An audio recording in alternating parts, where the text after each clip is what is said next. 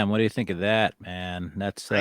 That's a nice intro there. That's the intro for Hobby Hotline episode 215. 215 is a pretty big deal around here, huh, Tony? Yeah, yeah, for sure. All right, so that's the area code for Philadelphia Did folks. John do that on purpose? Yeah, I don't know. I just noticed it happen, man. So episode 215, Tony from Cousins Collectibles and Adam from Heroes for Sale. I'm John Keating. We have a pretty nice little panel here. And my panel, I say you two guys, because you guys have a nice little spread of knowledge there in the modern, in the sports and non-sports sector. So I'm honored to be here with you guys. Tony, this is our first time. Adam, I think we've been around the block before. Always appreciate your uh, insight because you're able to articulate things very well. So away we go. We're going to talk about some things here, and I think some of the topics we're going to talk about also kind of reflect the diversity of the panel here. So, Tony, right off the bat, everything all right in your life? Everything going good? You want to talk about anything? Want to say hello to everybody? Yeah, no, everything's going pretty good. Just picking up cards here now that I couldn't pick up in the last year or so, so that's always a good thing. But Emotionally pick up or physically pick up? Are you having physical difficulties, or was it a um, something that wasn't enabling you to actually purchase the cards? yeah, more yeah, that couldn't reach the pocket. I couldn't reach down far enough, so there was That is a physical thing as well. You're definitely a right. Yeah. physical Yeah. problem. But no, Pockets are other deep, than but your arms are short, right? yeah, for sure. But other than that, no, everything is good. Just excited Uh, to be here with you guys, and let's see what comes about today. Adam, what's going on with you?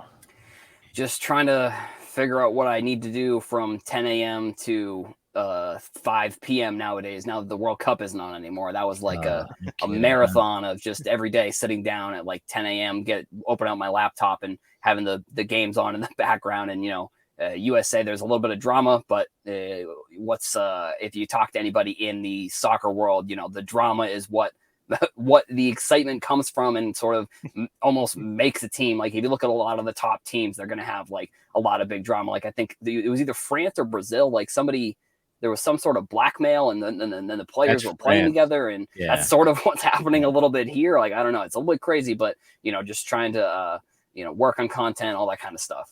That's a good point. France has been going through that for a while. It had to do with Kareem Benzema. That's and what it then- was. Yeah, and kind of a second and third tier player on the team, blackmail, all that fun stuff. And then we have the U.S. national thing now, where soccer moms are getting involved Yeah, in that's what I'm saying. Soccer mom.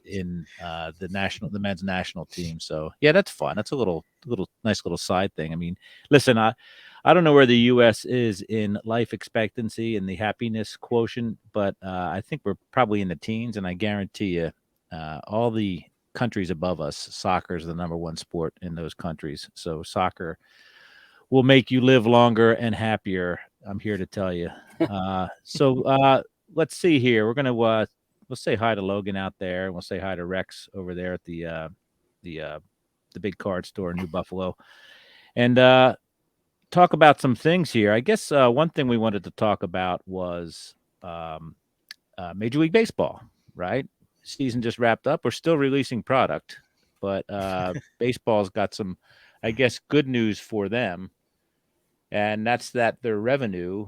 I think we set an all-time high in revenue for baseball. What do you guys think about that? Surprised? Not surprised? I'm surprised as I supposedly it's a dying sports, but I don't know. I mean, as far as people watching and so, I mean, I guess you'll get into that a little bit too because the numbers are a little strange, but um, I don't know. Is that due to streaming, or are people buying the streaming package, or is it just memorabilia, or what? I mean, what's the deal there? But it is a little surprising. I mean, that's a lot of dough. Yeah, it's obviously TV drives all this stuff. Yeah. And when I say TV, I mean stuff that you're referring to, streaming and packages Mhm. and all that stuff. So that has a huge impact on things. I think that, and I've thought for a very long time, and there's several both recent and ongoing cases for the backup. My opinion is that you can't lose as a sports team owner, especially if you had a team for 10 years, 15 years, 20 years. You can't lose money. It's impossible.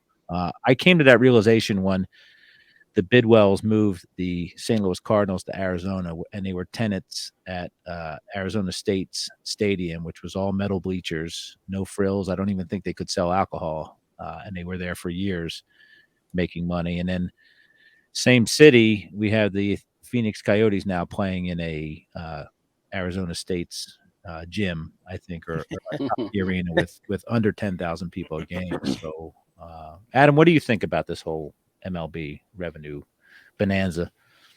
Yeah, I guess I kind of have two thoughts. Like, well, the first one is that I never want to hear the owners talk about how a lockout is affecting their revenue ever again.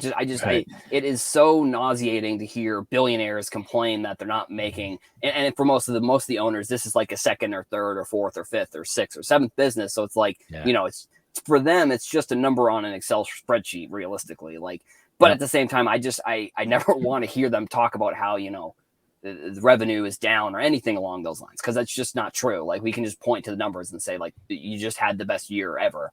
And my second thought is I would guess it has to do probably with, they put the Nike logo on the jerseys, they signed the big deal with Apple TV, like those two, sponsorships. I don't know if you call Apple sponsorships more of a streaming deal, but it's an advertisement deal as well, I think, with Apple. I think those two are probably main drivers on that. Because I know one of the statistics said that, attendance was down. So if attendance is down, clearly there has to be somewhere, which I like I said, I think it's if it's a scale or whatever. I think the scale is probably towards the Nike Apple deals where attendance is down. I would also be interested to know, like, where the attendance is most down, because I mean, there was all the memes over the summer about how, like, the Oakland A's, for example, they had like 100 people or something like that at one of their games, like something crazy along those lines. So I'd be interested to know, like, where Oakland A's or the Pittsburgh Pirates or, like, the Miami Marlins or any of these teams that are, like, kind of not as good, like bottom of the barrel, because Fenway sells out every day, Yankee Stadium, Dodger Stadium, all the teams that are competing, they're all selling out every single game. So it's like, if it's dropping, it's not dropping at any of these top markets. It's dropping, in a place like Oakland where they can't even get like 1,000 people to show up to their games, which, granted, it was a meme and it was like, it was a day game. So it's like, whatever. And the team is not good. And Moneyball is one of the better baseball movies of all time. So, like, that kind of thought process, I guess, goes behind sort of maybe how Oakland tries to build their team every single year. But I think that's probably where my mind goes when it comes to seeing, the MLB rivaling, top NBA and, NFL in terms of revenue. Yeah, let me read this paragraph that you brought up here. The increase in gross revenue is striking as it comes at a time when game attendance continues to decline. While attendance jumped 42.3% compared to 2021, when the start of the season saw most ballparks at no more than 20% capacity, the 2022 regular season was down nearly 6% compared to 2019, the last season before the pandemic. So that's apples to apples right there. Major League Baseball has seen attendance drop 9 straight seasons when taking 2020 out of the mix. So that even including 2020, it's been dropping for the better part of a decade. Last increase in attendance was 1.97% from 2011 to 2012. So the league attendance has dropped 14%. That's a pretty big deal. We talked on air before that just in the top 4 here, if you want to talk sports, the NFL is up above $16 billion in revenue in theory. Baseball is on par with basketball in the $10 billion range, and then hockey is around $6 billion. And I also brought up the fact that baseball has twice as many, has to work twice as hard since they have twice as many games than basketball. So think about that. You're twice as many games and you're at the same level as the NBA. So baseball, and it's dropping too. So I think baseball has a bit of a hidden crisis on its hands. It's only up $100 million from last year. If it says 10.8 versus $10.9 million or whatever it said. So that's not the. I don't think that that's the greatest. I don't think that that's the great news that baseball would want to hear or celebrate. I think it's just a matter of. It's great that they set a record revenue, but with inflation up and all that stuff, I would imagine that $100 million isn't the considering you had a lockout. And you had COVID and all that stuff. So it's not the biggest bump that you can have. I'm gonna just to placate or scratch that itch. I'm gonna bring up the attendance, baseball attendance last year. So we talk about Oakland and Miami being at the bottom. Oakland drew 9,973 fans, paid tickets a game. Who knows how many were there? So these numbers don't look that different than numbers from 30, 40 years ago, even longer. They're not set. We still have teams not breaking the 1 million in attendance and teams not breaking 2 million attendance, which was, kind of the same thing we had decades ago. So I feel like baseball is kind of in a bit of a mire as far as quagmire, maybe. I don't know. And, So what would you guys put your commissioner hat on? What would you guys do to increase attendance? Adam, you have anything? Because I saw something the other day that made me scratch my head.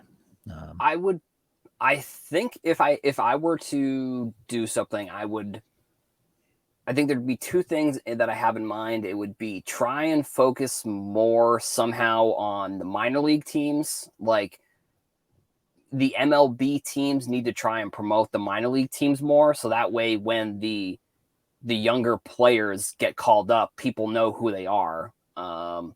I think, you look at the NBA, Zion Williamson, for example, he had 1 million followers before he even was in the NBA. So it's like once he gets there, everybody knows who he is. Mm-hmm. On the flip side, Wander Franco, it's like the diehard fans know who Wander Franco is because he's been the number one prospect. But like the casual fans, they have no idea who that is. And they don't, and especially because he plays for Tampa Bay. So it's like, Tampa Bay is kind of in that weird spot where I think I saw a statistic for them where it was like, they since 2015 or it was something in a kind of a short span, they had the fourth lowest team payroll, but they had like the second best record in the whole entire league. It's something crazy like that. So it's like it's an interesting conundrum where you have a team that's really good but nobody knows who the players are. Right. It's maybe the Moneyball kind of scenario where you have they win the games but they're not exactly promoting the players enough. And I guess my second point is kind of similar where I would just make the fan interactions with the players more of a mainstay on game days. Like I understand that they're professional players and they're getting paid millions of dollars to play the game, but you're also getting paid millions of dollars to promote the MLB and the team that you're on. So like, if you can, because I think back to when I was a kid, like all of the experiences that I had when I met a player, those are like some of my favorite players that to this day, like, you guys might not know who this is, but there's a guy who used to be on the Red Sox, Shea Hillenbrand. Mm-hmm, he was like a third baseman and he wasn't like the best player on the team, but I went to spring training one year and I met him and we had like a 10-minute conversation. I was a little kid, but like, even then it's like, he's still somebody that I remember to this day. So it's like, I feel like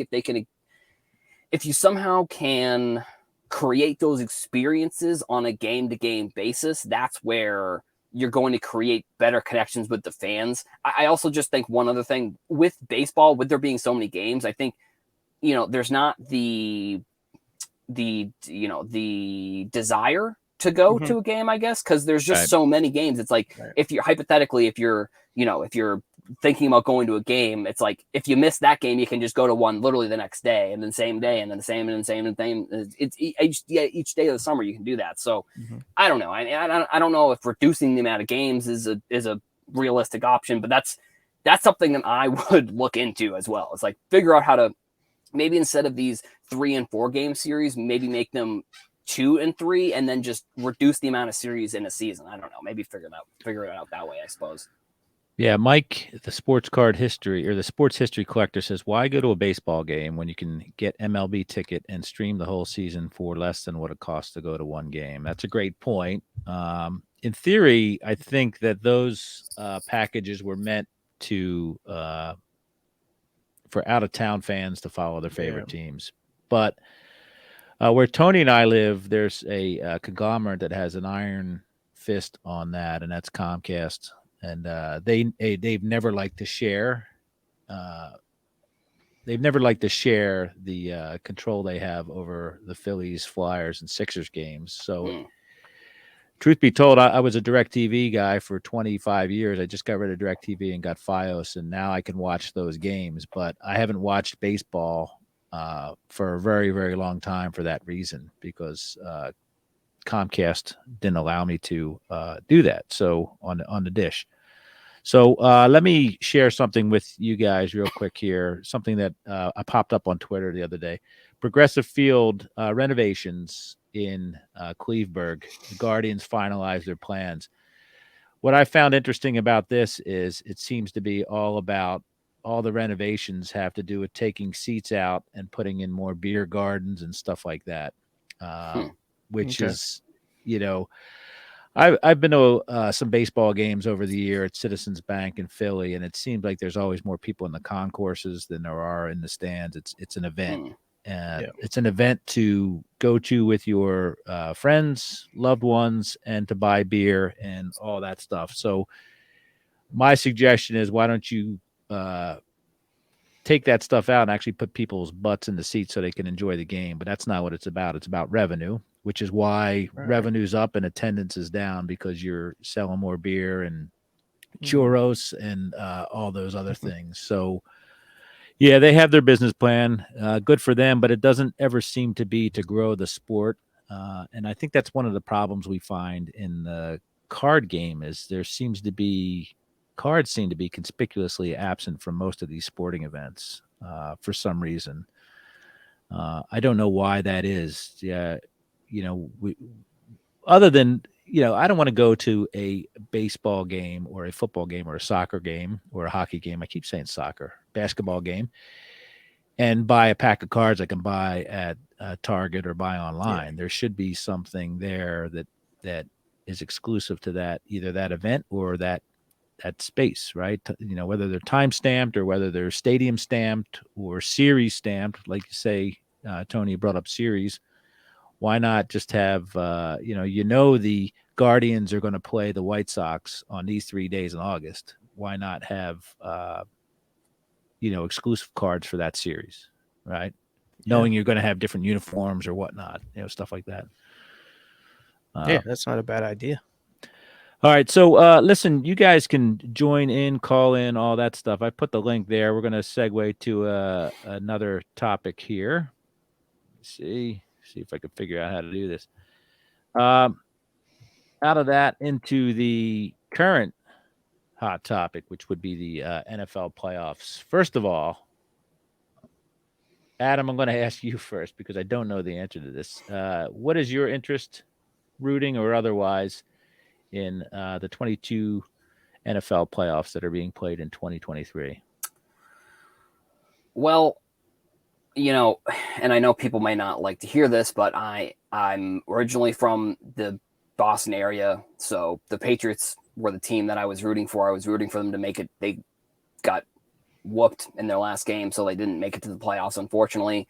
I Hold on a think, second. I yeah. think you accentuated your Boston accent just for that, just to say Boston. So I think you either stick with it or Well, I'm from, completely. so I'd say Boston, but the Cape Cod is Okay. originally actually Yeah. what it is. I moved to Boston after college, so I guess I don't really have the accent as much as All right. maybe if I were actually from like Southie or somewhere in the actual Mhm. city. But yeah, so like the Patriots were the team that I would have rooted for. Obviously, I think if we're looking at it from a hobby perspective, I hope that they're two quarterbacks that are hobby kind of stars at this point. So like I would love to see like a Eagles versus Bills, or like Chiefs versus Eagles, or Wow, he's really playing up to us, isn't he? Yeah, he Tony? is. Yeah, he is. As soon as we turn off, he's like, "Man, it's Dallas. Screw those guys." No, not that, not Dallas. That's the one team that I had a bunch of players on Dallas actually in fantasy, which I got third place in the league. That will usually get you third place when you Well, it was. I mean, Pollard. Sure.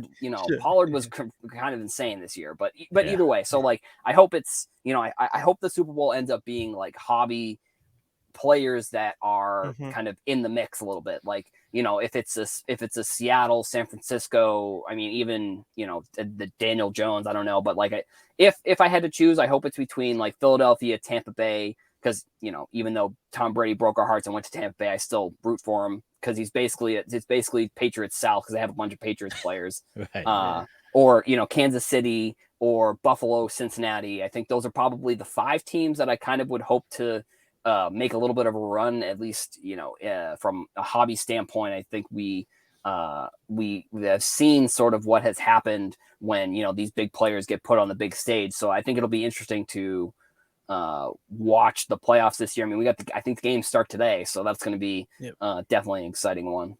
Oh, and then the AFC Championship game, if it's Kansas City Buffalo, it's going to be in Atlanta, so there's a chance that I may be able to go to the game because I live in Atlanta now. So is that where the neutral site is? Yeah, apparently Atlanta? That's what they were saying. Okay. It might be at the Mercedes-Benz Stadium.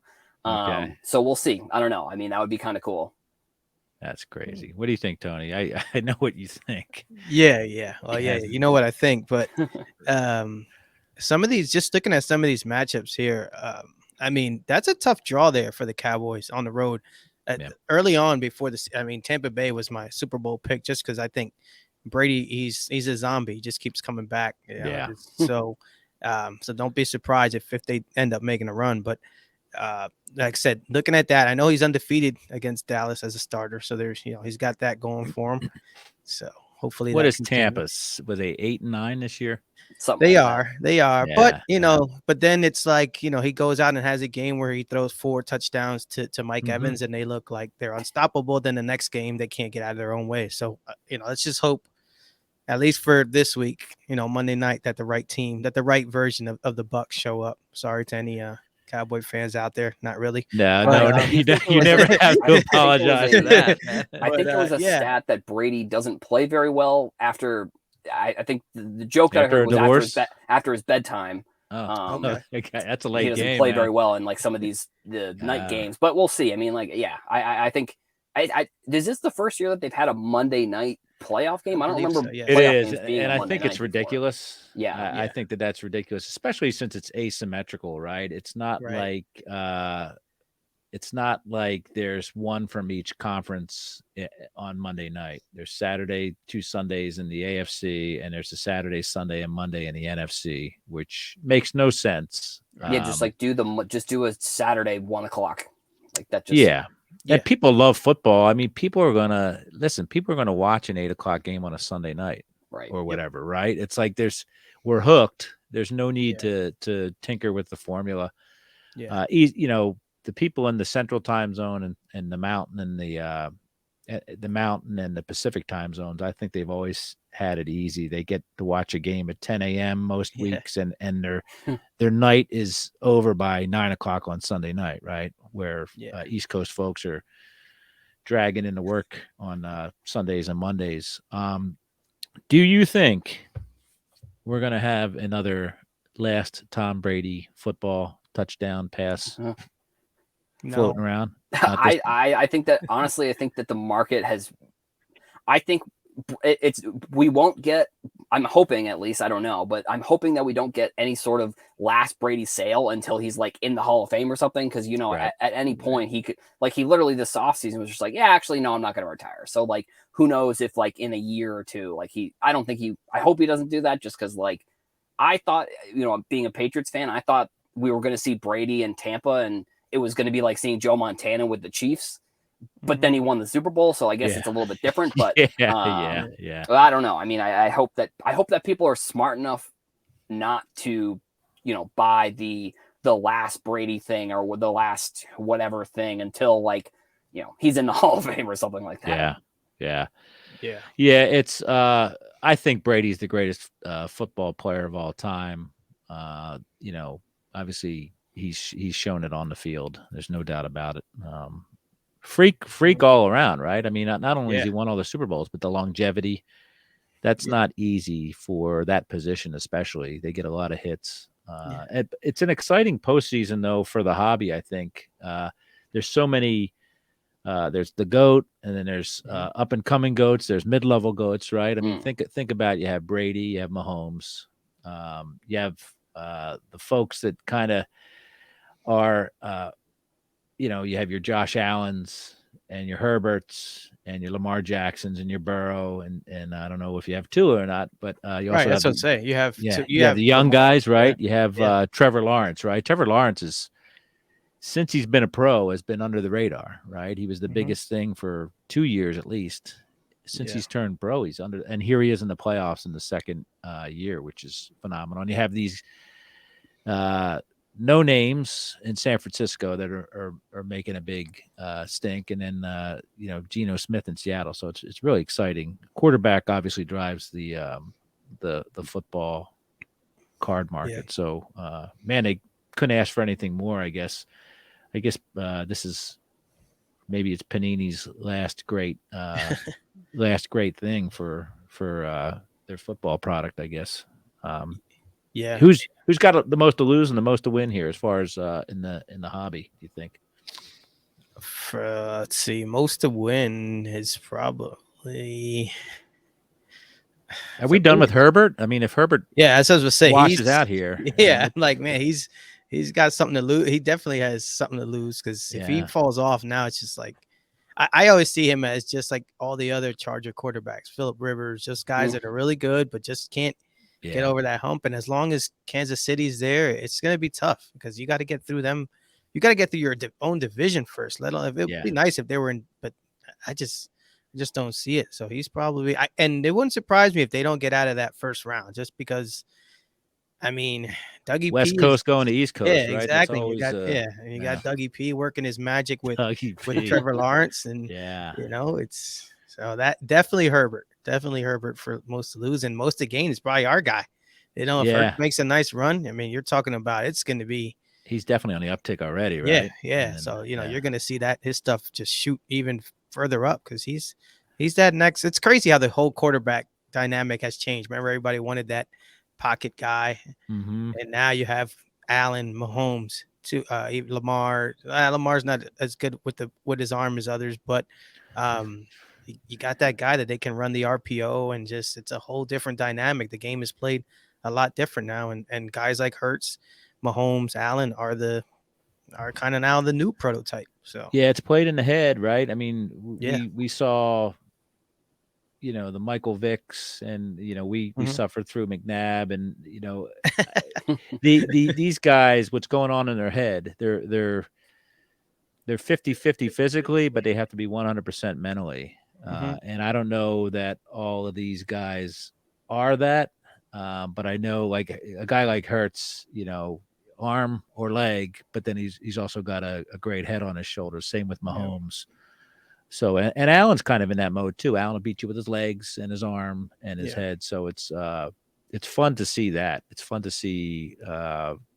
Like I said, it used to be you leaned on one aspect or the other, but you can't figure Mahomes out, you can't figure Allen out, and you can't figure Hurts out.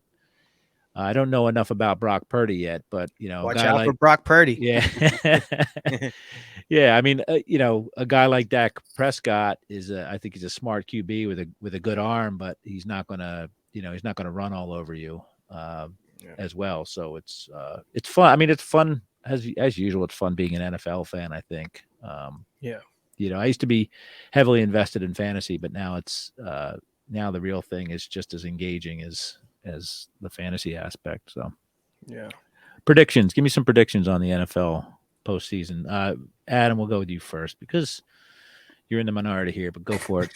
I think Philadelphia is going to come out of the NFC. I think it's probably going to be. I think it's honestly.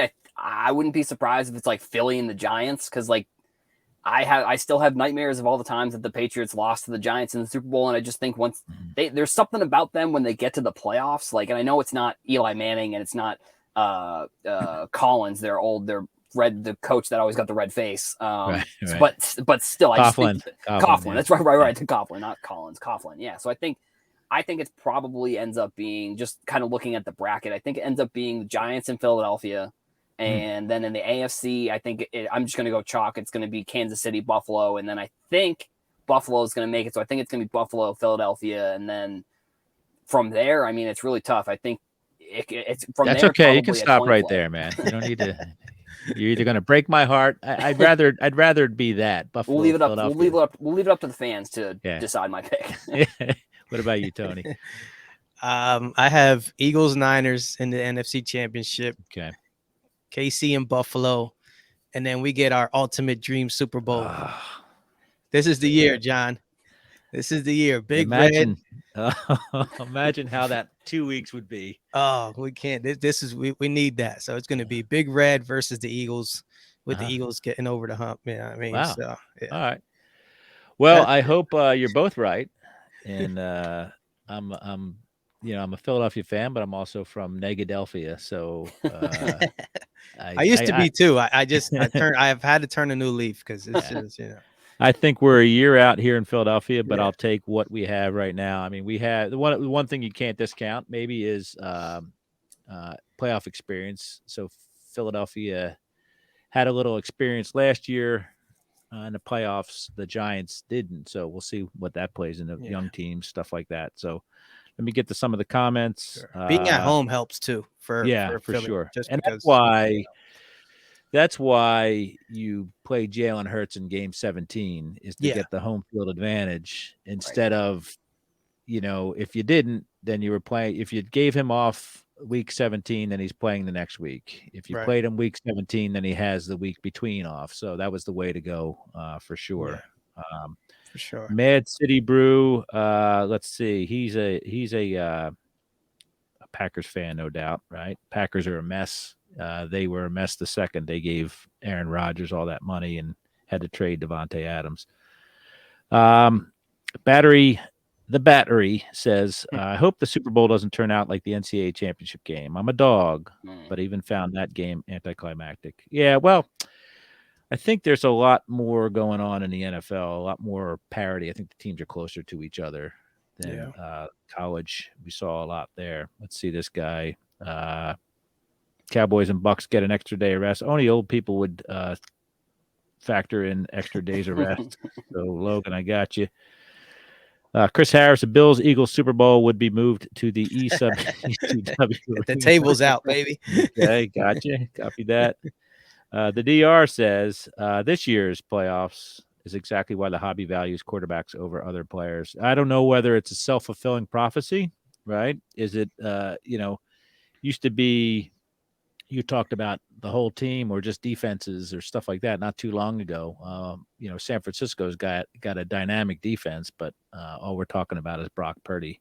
So I don't know whether the chicken or the egg came first there. Zach stopping by to say hi. Have a great weekend. It's very nice of you. But he also has to say Fields will be a great quarterback when he gets weapons, great head on his shoulders, Buckeye education, as Mr. Keating likes to point out. There are 0 Buckeye quarterbacks that made it big in the NFL. Look that up, seriously. Jenny says hi. And Skull, good luck with that, Jenny. You guys don't even know how to shovel snow, and you're worried about playing football. Do we ever see a resurgence of NFL coach cards in modern products? I'm probably the only one here that remembers Wayne Fonts from the Detroit Lions, so I'm hoping that doesn't happen. But it's hard to, you rarely do you fire players in the middle of the season, but these coaches, there's a lot of coaching changes after. I don't know. The guy who came before the guy who's in New York now, the Giants, he wasn't even there that Joe long. Judge. He was. Yeah. He was the wide receiver and special teams coordinator for the Patriots before he went to the Giants. And like literally the season before he went to the Giants, the wide receivers and the special teams were the worst in the whole entire league. And then which it's obviously the Bill Belichick connection there with the Giants. But when he went there, I was like, that's not going to work. That guy is terrible. He was the worst coach. Same with Patricia. Like somehow Patricia's the defensive coordinator, goes to be a head coach, stinks, comes back. He's the offensive coordinator. Like that doesn't make any sense. That's why the Patriots offense was so terrible this year, because they had, Patricia with his stupid little with his pencil. And like, ugh. Adam's triggered for sure. And keep in mind that there's few ties to these guys. Like some of these players have the built-in marketability of being an Ohio State player or an Oregon, and you have those people that will collect cards from those colleges and then follow. Nobody cares where the coaches come from because they change jobs so often. They all that stuff. So there's no loyalty to any of these coaches, whereas you have people that will collect players from colleges and stuff like that. So I don't think I think it's a wise decision not to have coaching cards due to their longevity and the way they're constantly working on their resumes. Here we go. I like this. I like where you're going with that, Brian Shields. No shot the Giants make it. I will never poo-poo that idea because I'm fine with that. Psychic intuition over data analytics. Sure. I guess I agree with that. That's more of a baseball thing, man. I think one of the problems we have with baseball is that unlike the other sports, and this wasn't a planned topic, but analytics plays way into it more than execution, right? So that's one of the problems baseball has is, they use technology in every sport, but it's just crazy to me that we're worried about exit velocities and launch angles and stuff like that, and shifts when players just need to hit the baseball hit them where they ain't is still the key to the game, right? Yeah, again, you weren't playing. So if everybody's on the right-hand side, just practice hitting it to the left. Yeah. I know it's easier said than done, but I'm like, guys don't even try. But it's not unprecedented, everybody's Tony. over there. Hit it over there. And they tried that with I've said this before. They tried it with Ted Williams, and Ted Williams says, "All right, I'll hit it over there." Boggs, Gwynn, Ichiro, all those guys would have put it in the hole. Obviously, they wouldn't have had to shift on them, but get better at your craft. I mean, if I'm running into an issue at work, they don't stack the deck and change the rules in order for me to try to overcome a problem. They want me to overcome the problem, right? I mean, that's life. This is like, nanny state stuff. Let's make it easier for these guys. I think another little league thing. Like it is. You're right. Yeah. What? And why not? I know this sounds crazy, but if we're concerned about people tell me they're concerned about these pitchers throwing heat all the time, move the mound back 2 feet. Then, okay. If that's an issue, and it's an issue that you're worried about a shift and hitting the other way on a shift, we'll move the mound back. They move the mound lower. So move the mound back if it becomes an issue, or don't have a mound at all. Let's go to the softball rules, right? Don't have a mound at all and see what happens. I think that would be exciting, and I think you'd actually probably see a spike in interest in the sport if they did something crazy like that, not abandoning a shift or whatever. I think you could have you can have 9 players inside of the bases for all I care. Just overcome. Yeah, I think with MLB, right? They just need to figure out something that can draw fans in, because I don't necessarily think that the game itself is bad. Like, I think if you're a fan of the game, you like watching the games, but it's like it's the draw to get new fans to watch the games, like the home run derby or all-star game. They need to figure something out around that time period to like draw up a little bit more excitement, because I think the home run derby has lost a little bit of its must watch ability, in my opinion. Like, sure, I think these past few years, they've done a good job, I think, at getting young players in there, which, from a hobby perspective, that's obviously fun because, you bought Vlad Guerrero cards, or you bought Pete Alonso cards, and you're excited to watch them in the home run derby.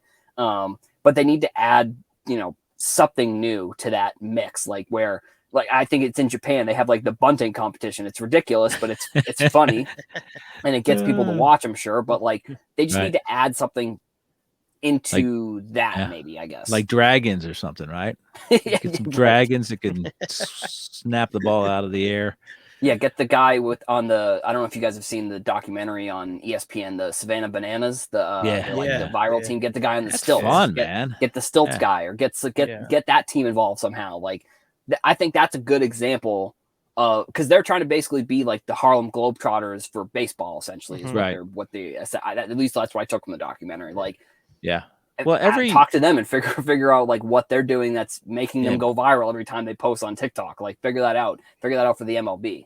Every business has customer acquisition costs, right? But it seems like many of these sports, and I'm picking on baseball because we talked about it, but many of these sports don't want to do that heavy lifting. And these contracts seem to be these ridiculous contracts. The money they're given by the networks seems not to be tied to the interest of the sport so much as almost cross marketing and promotion for their other franchises, right? Yellowstone or whatever, I don't know. So stuff like that. It's, we don't get a true gauge of how popular sport is by the revenue or by the TV money being brought in, because these networks have they have other things on their mind, not just the sport, but cross marketing their own products, right? So I'm sorry, we're all babbling on here, and we're not talking about the topics we're supposed to. Let's get on to another topic, and I'm going to try to actually get to the topics that we advertise here, or that John Newman put up. So apologies for that. Let's talk about. I guess we'll talk about. I'm going to miss that. I'm going to go over that. We're going to talk about the Panini's Panini Hoops release. I know you guys know a lot more about that than I do. So give us your thoughts on that, please. I'll go first. I mean, it's hobby box is $125. So in the grand scheme of things, it's not super expensive. For me, that's just like I grew up with the 80s, 90s stuff. So hoops was it. I didn't know any better. I didn't know until later on you get Upper Deck and Flair and stuff, but hoops was it. And I just think like it's a cool way to just get kids involved. That is the future of the hobby, right? So, a kid can't go out and buy a case of or a box of Flawless or National Treasures, all that stuff. So I know some, the high guys that, we sit on the top of the hobby mountain and look down on hoops, but there's, if you don't start somewhere, you can't just jump all the way to the top of the mountain. So I'm okay with that stuff. And I know you guys have the list of the hits and things like that, but I'm just thinking it overall as a product. I think it's a good budget product. And again, it's a good way to just get kids involved. Just, here it is, rip at it and have fun with it. Cause again, if they never start, you're never going to have people in the hobby. So, where are you getting these hobby boxes at? Good question. I saw online that it was I haven't gone to the LCS to see, but I mean it's we're not seeing these at Target, are we, or Walmart? No. I mean, you'd have to go to an LCS or I guess Panini America, right? Yeah, I think Target has the blasters. Okay. And are they? When was the release date on these? Do we know? It was this week. Blowout has it looks like they have hobby boxes for the $125 price. It looks like. And 230 base cards, and then there's the parallels, base artist proof, base artist proof black, base artist proof gold, sandalwood, chartreuse, sheesh, all that stuff. Yeah, gold. Breakers hitting this thing hard. Is this the popular break this week for the those people that are into that? Have we noticed it all, guys, or do we not pay attention to that? I haven't really segment of the hobby, any. Right? I mean, I'm sure if you went to, like Mojo Breaks or Leighton or any of the big breakers, I'm sure that they have options for hoops. I think it, you know, I think it, I don't know. I think, and maybe you guys have a different opinion here. Like, I feel like breakers, they sort of make their way up the ladder in terms of products that they break, and then they don't end up coming back down. So like they Okay. start out, and this is maybe an analogy that may not even be correct. It's just something that I'm thinking maybe true. I'm not 100% sure. Maybe They're you the guys, Dallas Cowboys of the industry, right? You do well for a little while, and you rest on your laurels, I guess, right? yeah. It's the I same mean, I thing. think hoops is probably sneaky one of my favorite products, to be completely honest, just because like, you know, it is one of those lower end ones that you can probably find, you know, $125 hobby box is actually, you know, I don't know, it's still a little expensive, but it's like, Mhm. you know, compared to previous years, you know, that's a decent price for, I think there's 24 packs, and I think you do get an autograph in there, I'm pretty sure. You Yeah. know, but you're not really opening hoops for the hits and the autographs. You're kind of opening it maybe for more of the like rookie cards. And you know, it was, I think either 2 years, I think it was last year, we saw like the LaMelo start out, you know, pretty expensive, and I think that card specifically, and then same with the Mac Jones Donruss, they're kind of in the same category, where I've realized that no matter how much everyone that creates content in the hobby screams at the top of their lungs not to buy the cards right when they're released, people just want to buy them and they'll do it anyways.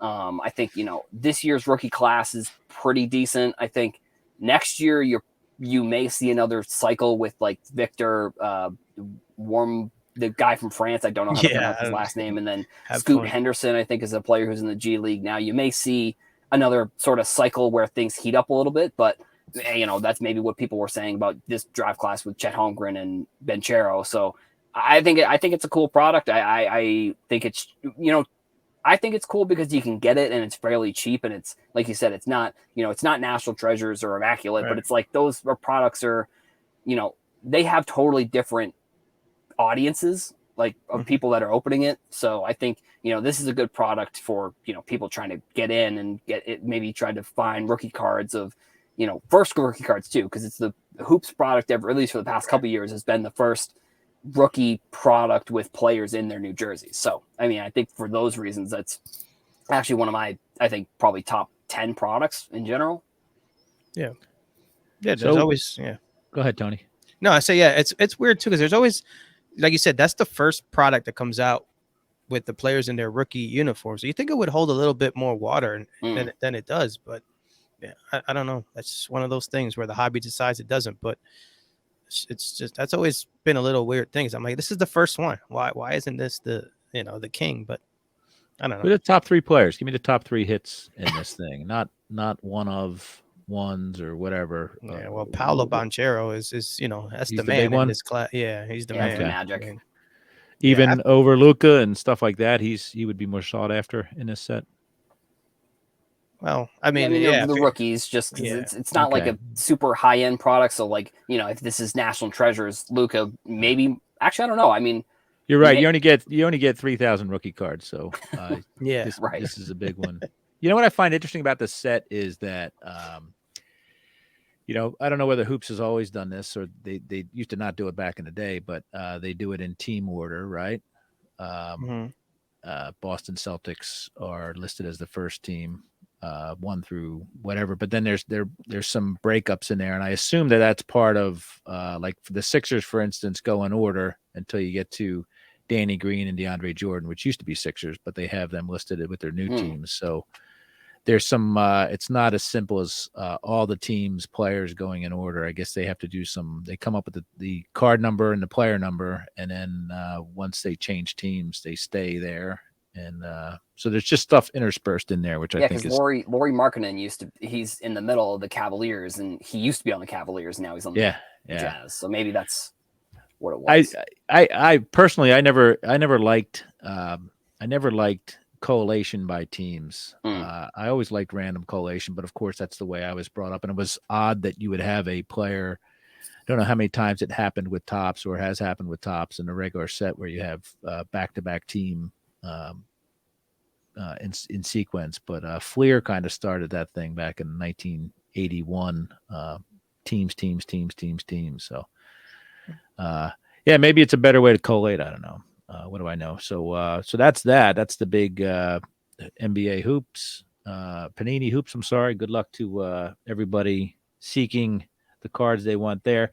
Mad City Brew is not wrong, I think, when they say way too many variations. That's crazy. I think a lot of stuff there. Rex says Panini is selling more entry level boxes to hobby shops now. The first hobby exclusive blaster I've seen came out this week. They're also selling cereal boxes that retail for 19. Rex is on the front line of that retail hobby battle, so he definitely knows what he's talking about there.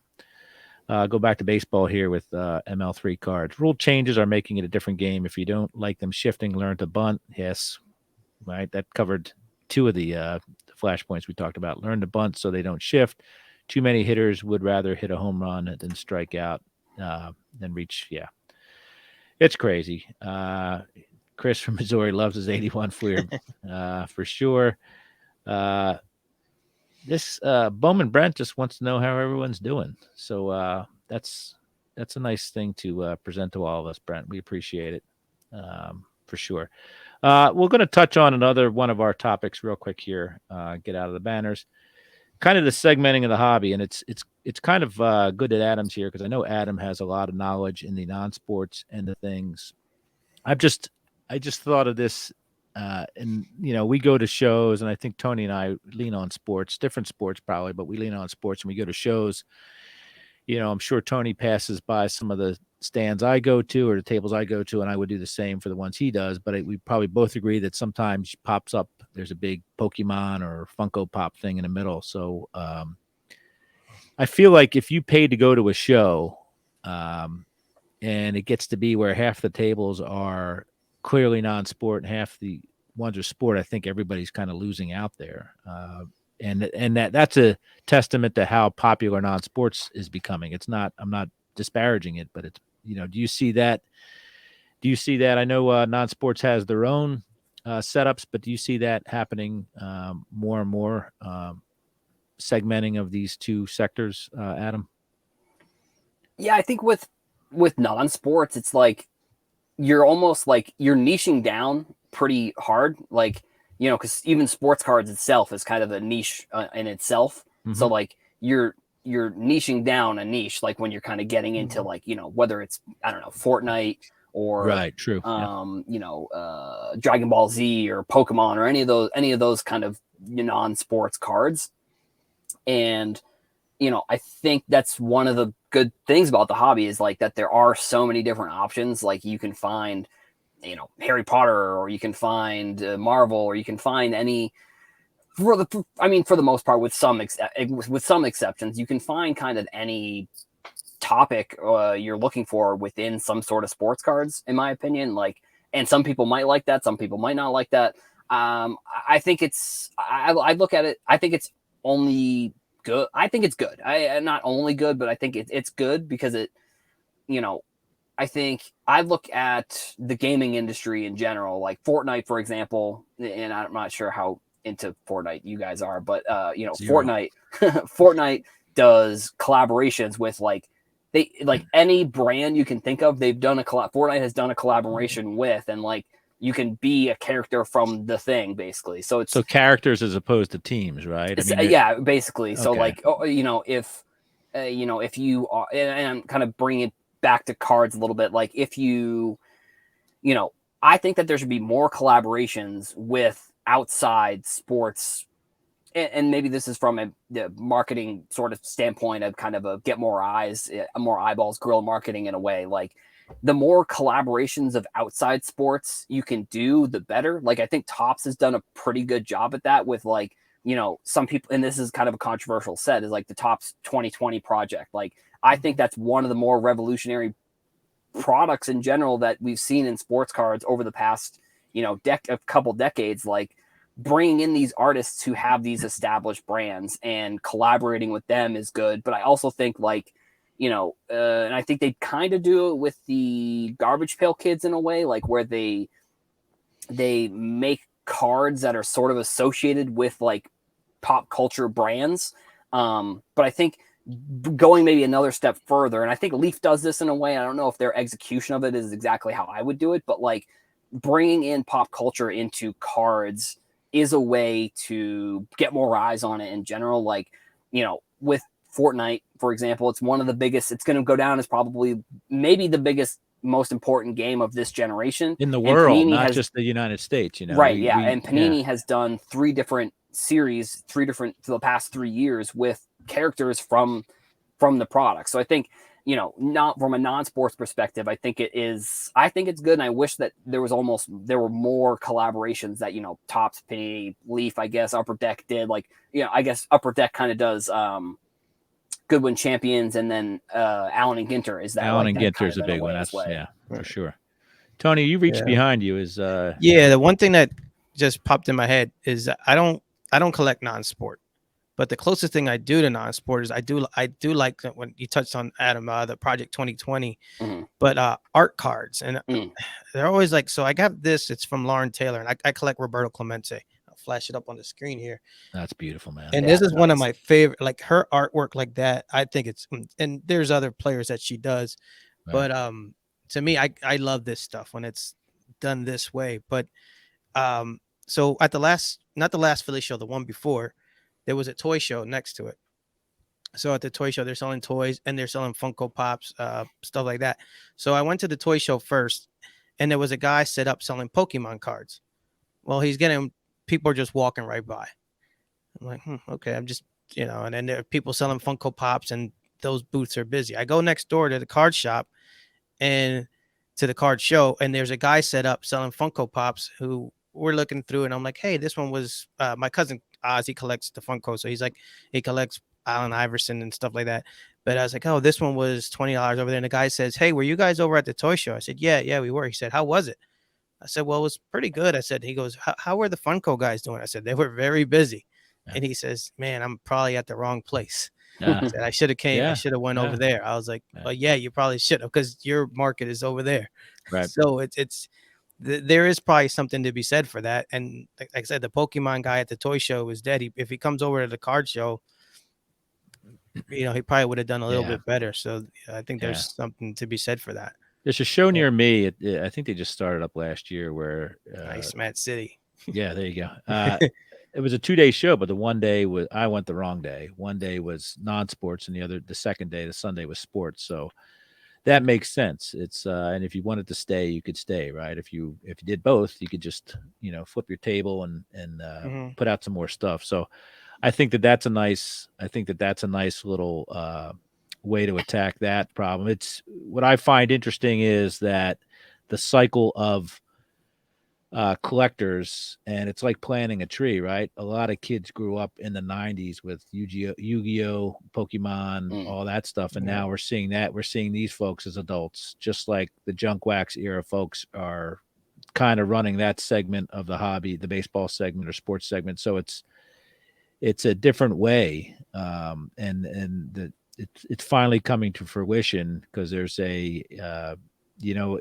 for it to work, you need to have young collectors, and you need to have older collectors, and you need to have dealers that have inventory. So it seems like it's kind of finally germinating. Everything's fine. Everything's coming in, and that's growing so huge now. It used to just be Comic-Con, which was autographs, stuff like that, but now it's all massive in stature, of course. So and Ziggy's in here, and Ziggy, I posed a question to Ziggy about the Funko Pops getting graded, because that's a big thing now. And we might go over a little bit here, but that's okay. The grading of the non-sports sector, we know the preference overwhelmingly in sports is PSA, with the other ones kind of fighting for the scraps. Adam, what's going on? Ziggy gets his Funko Pops graded, and I asked him, are they grading the box, or are they opening the box and grading the item inside? What is being graded? So who's the big graders, and the what's and the whys on that end of the hobby? Yeah, I mean, I think with grading nowadays, you are kind of, what you're getting. You know what to expect. Like probably like 2019, early 2020, everybody was sending everything to PSA, and then I think that's how sort of PSA became what it is today in a way. Like that's why they had to shut things down for a little bit. That's why they became such a large company that they sold to or they ended up getting sold, like with CGC and CSG. I think those two companies are together, and with them, they have the comics for them, their comic rating is pretty big. So like, if you want to get something maybe non-sport related, like maybe sending them to them would be good. Or I think SGC is another good option. If you're just, sending stuff to get graded that you just want in a graded case, like that's, another good option. I think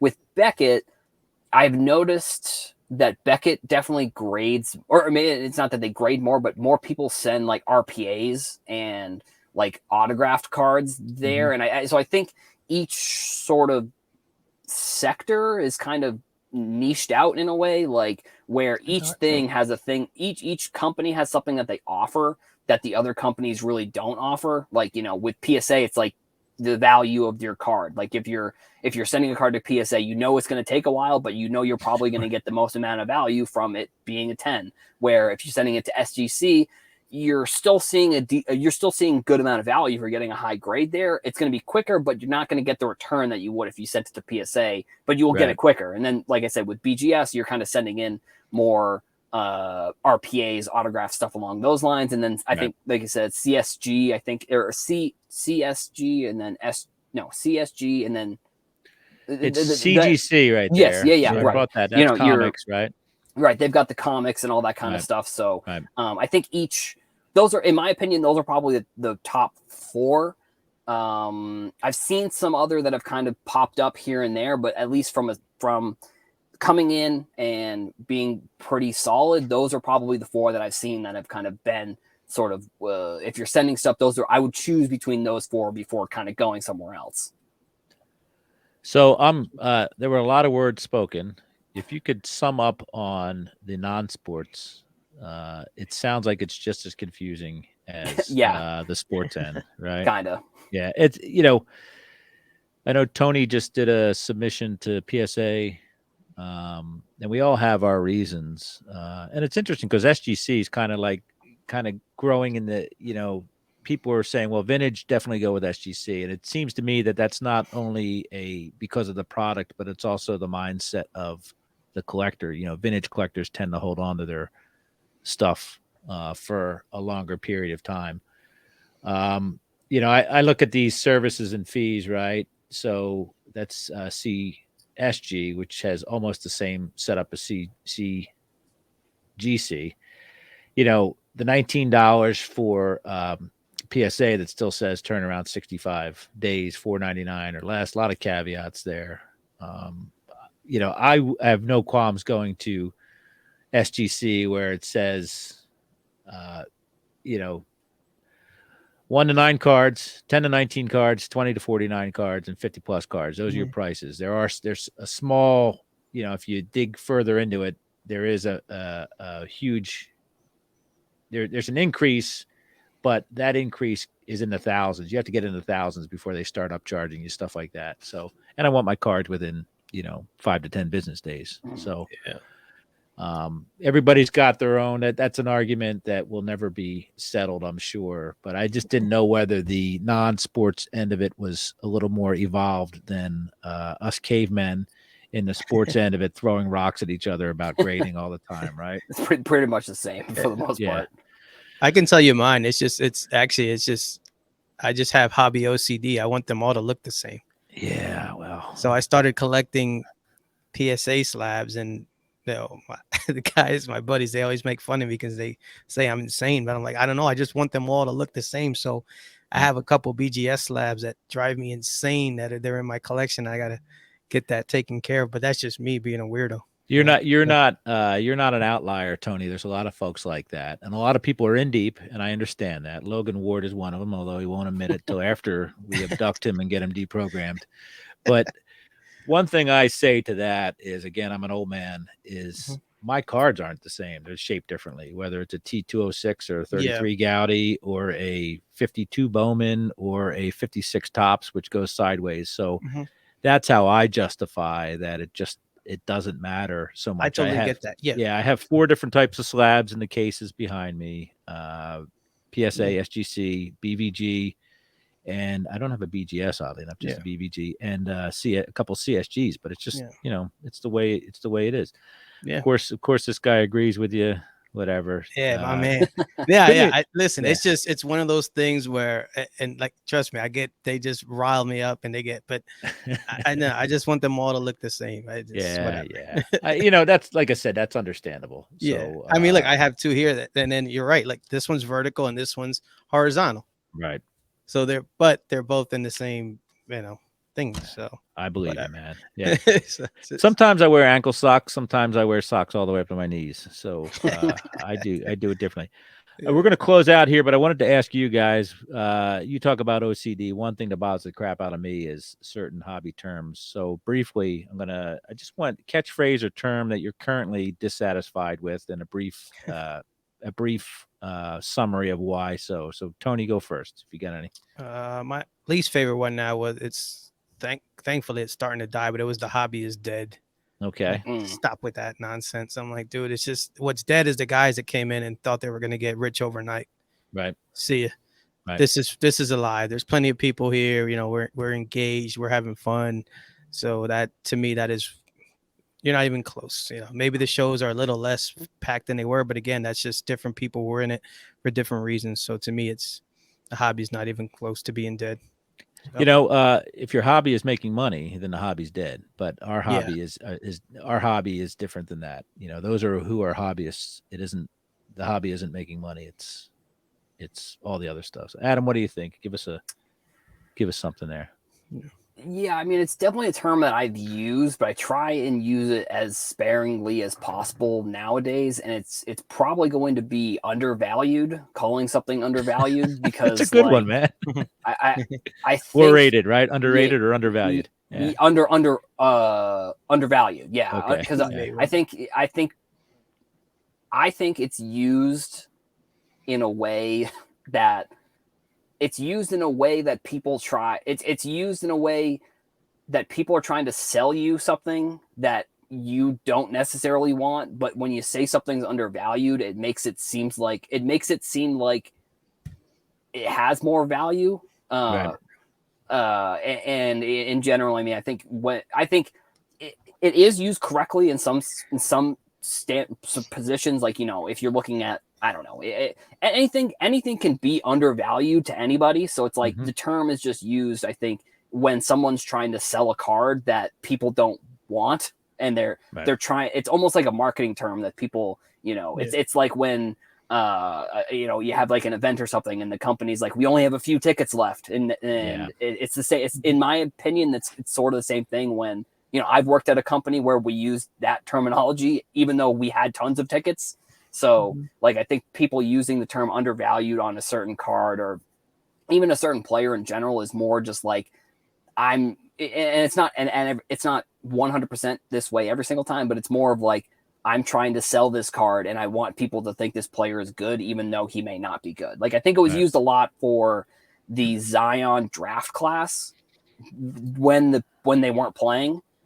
Every player other than Zion and Ja in that draft class was undervalued. Kobe White, Tyler Harrow, who is still pretty good, but those are just examples. Like, so I'd say that's my hobby term that I have a little bit of fatigue on, a little bit. And I'll piggyback on that. When you see people selling stuff that says this card's undergraded, that's their way of saying it's undervalued as well, right? It's a how do you know it's undergraded? You're not not a grader, and that's the grade they gave it to. So I'm going to choose the ever popular hobby the way you want to, and I'm only going to say that because you can't drive the way you want to. You can't necessarily parent the way you want to. Sometimes just you can collect what you want, but the way you hobby does and can affect other people, such as sending in base cards to get graded by the thousands and stuff like that. It affects other people. Pumps up the prices, shuts down PSA, stuff like that. So just be careful when you hear hobby the way you want, because it can, in my opinion, that's not necessarily accurate. We do have to have etiquette and boundaries, one of the popular things is going to a show, consumers selling to other consumers on a card show floor, which I think is breaks many of the etiquette boundaries there. So just be careful. Collect what you want, but don't necessarily hobby the way you want to, because it has an effect on other people. All that stuff. So. So that's going to wrap it up. We went about 10 minutes late. Guys, I'm going to play the video off here. Stick around. I'll take us off the screen, but I'll see you in the green room. Episode 216 is on Tuesday. Hobby Hotline channel there on the YouTube and the Facebook and the Twitter probably.